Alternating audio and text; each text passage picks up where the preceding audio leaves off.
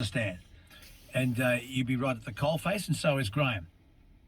So it hasn't been tested yet, but the threat, so it's just a big stick at this point. Is that correct? It is a big stick, and it's probably the most powerful stick that we have as far as with the payments and that kind of stuff. There is a little bit of flexibility as well. So say, for example, you've got somebody who can work from home, who's got computer skills, that kind of stuff. If they're applying for working from home jobs, vaccination is not an issue. But if they are applying for jobs that require a vaccination and they haven't been vaccinated, that's where they fall into the trap and where their dole can be stopped. Wow. Okay.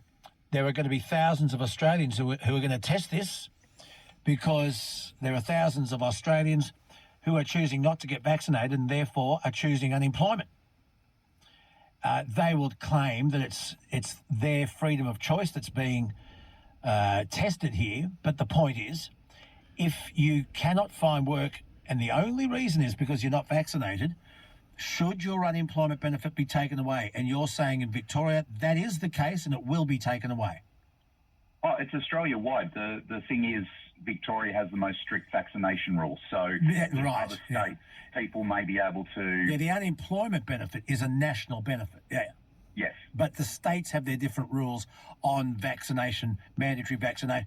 Well, you see, we've got healthcare workers, defence personnel, police officers, right down to fruit workers at SPC at Shepparton, right across the board. It's going to be very interesting to watch, isn't it? Yeah, and look, to be honest, I'm perfectly okay with people having their payments stopped if they're not going to do something like get their vaccination. Every choice has a reaction. So what he's saying, if you're on the dole and you're not vaccinated, you will be cut off the dole. So which means you'll have no money coming in at all. This is in Victoria. If you don't want payments, that's fine. Stick by your guns. But if you're going to say no, then that's going to be the consequence. If you want to travel overseas, you're going to have to be vaccinated or have a very good excuse. If you want to travel overseas, fuck off. If you don't, well, there are consequences. The Reverend Jim Reynolds is the head of Outreach Ministries Australia. Thanks for that, Jimmy. Mate. So yeah, you just heard it. So Victoria is going to be the first state.